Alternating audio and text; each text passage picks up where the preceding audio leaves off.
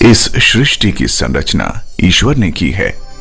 ईश्वर ने हमारे लिए कई अद्भुत कृतियों का निर्माण किया, जिसमें पृथ्वी ईश्वर की एक महान कृति है और दूसरी है मनुष्य। मनुष्य ईश्वर की अद्भुत या यूं कहें महानतम कृति है, जिसमें सोचने, समझने, चलने फिरने, खाने पीने और दिमाग लगाने की शक्तियां मौजूद हैं। इन्हीं शक्तियों के दम पर आज मनुष्य कहां से कहां पहुंच गया है। वैसे तो प्रत्येक जीव जंतु ईश्वर की कृति है, मगर इंसान इन सब से अलग जीव है, जिसमें सोचने समझने की अनुपम शक्ति है। आज इंसान ने कितनी उपलब्धियों का निर्माण किया और मानवता और समाज को आगे बढ़ाया, मगर मनुष्य का शरीर कई प्राकृतिक तत्वों से बना है, जैसे हवा, पानी, अग्नि, मिट्टी और आकाश। ये सच है कि मनुष्य का शरीर नाइट्रोजन, कार्बन और खनिज जैसे प्राकृतिक तत्वों से बना है, क्योंकि इन सब से मिलकर बनती है एक कोशिका यानी सेल, जो कि हमारे शरीर को बनाने में एक इकाई का काम करती है। जिस प्रकार ईंट पर ईंट रखकर दीवार बनती है, उसी प्रकार कई सेल्स मिलकर एक टिश्यू का निर्माण करते हैं और इन्हीं टिश्युओं के जुड़ने से बनता है एक अंग यानी ऑर्गन। ऑर्गन मिलकर बनाते हैं हमारे शरीर की जैविक व्यवस्था यानी सिस्टम। हमारा शरीर इन सब सिस्टम्स की संरचना है। एग्जाम्पल के लिए, जब हम खाना खाते हैं तो हमारे शरीर का डाइजेस्टिव सिस्टम काम करता है, और जब हम सांस लेते हैं तो हमारा रेस्पिरेटरी सिस्टम काम करता है। जैसे ही हमारा हाथ किसी गर्म चीज को छूते ही अपने आप हट जाता है, तब हमारा स्वतंत्र तंत्रिका तंत्र यानी ऑटोनॉमस नर्वस सिस्टम काम करता है। यानी हमारा पूरा शरीर कई प्रकार के सिस्टम से काम करता है। मगर क्या होगा मनुष्य का जब ये सब सिस्टम्स काम करना बंद कर दें? क्योंकि आज प्रदूषित वातावरण और प्रदूषित खाद्य पदार्थ हमारे इन सब सिस्टम्स को कमजोर और खराब कर रहे हैं। हमारा आज का खराब लाइफस्टाइल भी इन सब का कारण है, क्योंकि इस पूरी कार्य प्रणाली में सबसे महत्वपूर्ण कार्य खनिज यानी मिनरल्स करते हैं। क्योंकि हमारे नर्वस सिस्टम का एक भाग न्यूरॉन है, और न्यूरॉन को अपना काम करने के लिए सोडियम और पोटेशियम की आवश्यकता होती है। इन्हीं की मदद से पूरे शरीर से संदेश मस्तिष्क को भेजे जाते हैं, और प्रत्युत्तर में मस्तिष्क अपने संदेश शरीर को भेजता है। हमारा पूरा शरीर अलग अलग खनिजों से बना है। उदाहरण के लिए, हमारे स्किन में सबसे ज्यादा जिंक होता है और हड्डियों में सबसे ज्यादा कैल्शियम पाया जाता है। दांतों में फास्फोरस और हड्डियों के जोड़ों में कैल्शियम तथा बोरोन होता है। हृदय की मांसपेशियों और धड़कन के लिए मैग्नीशियम और सिलीनियम जैसे खनिज जरूरी हैं। हमारे शरीर को ऊर्जा मेटाबॉलिक क्रिया से मिलती है।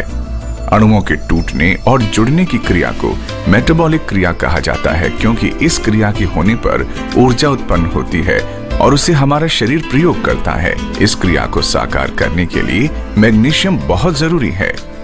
खनिज यानी मिनरल दो प्रकार के होते हैं। पहला महीन मिनरल यानी ट्रेस मिनरल, दूसरा मुख्य मिनरल यानी मेन मिनरल। महीन यानी ट्रेस मिनरल की कैटेगरी में आते हैं जैसे iron, zinc, copper, selenium, iodine, chlorine और क्रोमियम आदि। दूसरा मुख्य मिनरल यानी मेन मिनरल की कैटेगरी में आते हैं जैसे sodium, potassium, calcium, phosphorus, magnesium, sulphur और कोबाल्ट आदि। मिनरल की कमी से हमें शरीर में कई बीमारियां होती हैं, जैसे कि बोरोन की कमी से ऑस्टियोपोरोसिस और अर्थराइटिस हो सकता है। कैल्शियम की कमी से हड्डियां और दांत कमजोर पड़ सकते हैं, और कैल्शियम हृदय की धड़कन को भी कंट्रोल करता है। क्लोरीन की कमी से जैसे बालों का गिरना, दांतों का गिरना और पाचन क्रिया का खराब हो जाना। क्रोमियम की कमी से हमारे रक्त में शुगर की मात्रा बढ़ जाती है, जिसे हम डायबिटीज कहते हैं। क्लोरीन की कमी से दांतों की ऊपरी परत खराब तथा हड्डियां कमजोर हो जाती हैं, और आयरन की कमी से हीमोग्लोबिन की मात्रा कम हो जाती है।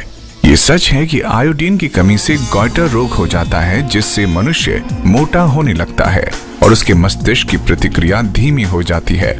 और न जाने कितने रोग मिनरल की कमी से होते हैं, जैसे लिथियम की कमी की वजह से आदमी अपने गुस्से पर काबू नहीं रख पाता, क्योंकि उसका नाड़ी पर कंट्रोल नहीं रहता। मैग्नीशियम की कमी से हृदय धमनी, रक्त धमनियां और गुर्दे में कैल्शियम जमा होने लगता है, जिससे हृदय रोग और गुर्दे में पथरी जमा होने की संभावना ज्यादा हो जाती है। फास्फोरस की कमी से हड्डियों व दांतों को नुकसान पहुंचता है, जिससे पायरिया और ऑस्टियोपोरोसिस जैसी बीमारियां हो जाती हैं। आदमी के रोग बढ़ते ही जाते हैं, जैसे पोटेशियम की कमी से सोडियम के साथ संतुलन बिगड़ जाता है, जिससे नर्वस डिसऑर्डर हो सकता और पैरालिसिस भी हो सकता है। सेलेनियम की कमी से कैंसर कारक तत्व बढ़ सकते हैं और हृदय रोग का खतरा भी बढ़ जाता है। सिलिकॉन की कमी से बालों का टूटना, नाखूनों का टूटना और हड्डियों का डिफॉर्मेशन हो सकता है। एसिड बेस संतुलन सोडियम की कमी की वजह से बिगड़ जाता है।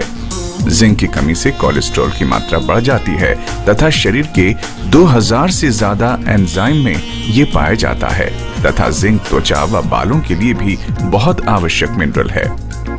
ये सच है कि मिनरल का हमारे शरीर के लिए बहुत महत्व है। क्या इन सब बातों से आपको कुछ समझ आया कि मिनरल हमारे शरीर के लिए कितने जरूरी हैं?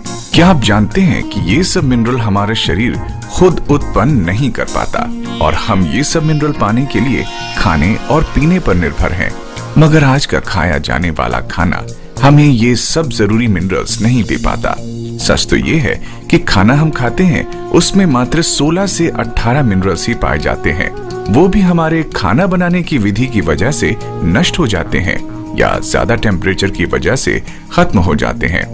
मॉडर्न डे की खेती की तकनीक भी भोजन से मिनरल गायब करने के लिए जिम्मेदार है, क्योंकि खेती में इस्तेमाल किए जाने वाले रसायन की वजह से जमीन का प्राकृतिक मिनरल बैलेंस बिगड़ जाता है, जिसका असर उगने वाली फसल पर भी दिखता है।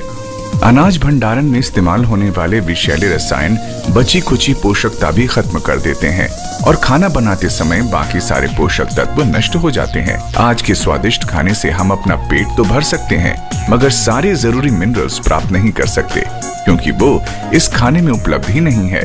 अधिकतर फलों को कच्चा तोड़कर रसायनों से पकाया और बेचा जाता है, जिससे उनमें मिनरल की भारी कमी हो जाती है। और तो और दूध देने वाले जानवरों को खिलाए जाने वाले प्रदूषित खाद्य पदार्थ की वजह से दूध में भी मिनरल्स की भारी कमी हो जाती है। यानी कि हम ये निष्कर्ष निकाल सकते हैं कि हम महंगा भोजन खरीद सकते हैं, मगर जरूरी मिनरल नहीं। आइए अब हम पीने के पानी के बारे में जानते हैं। जल प्रदूषण बढ़ने की वजह से पानी में सामान्यतः पाए जाने वाले मिनरल्स भी गायब हो रहे हैं।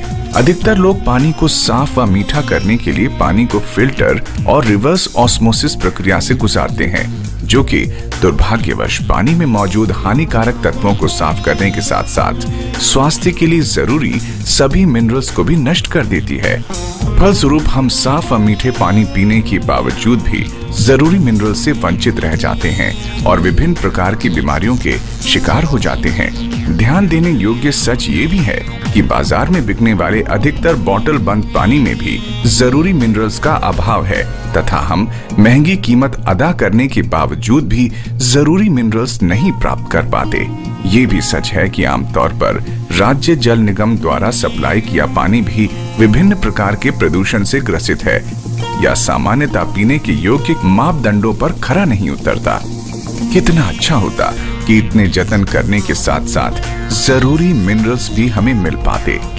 क्या होगा मनुष्य का और उसके सिस्टम्स का जो कि मिनरल्स पर निर्भर हैं। स्वादिष्ट खाना और साफ पानी तो हम खरीद सकते हैं, मगर मिनरल्स नहीं। आखिर करें तो क्या करें?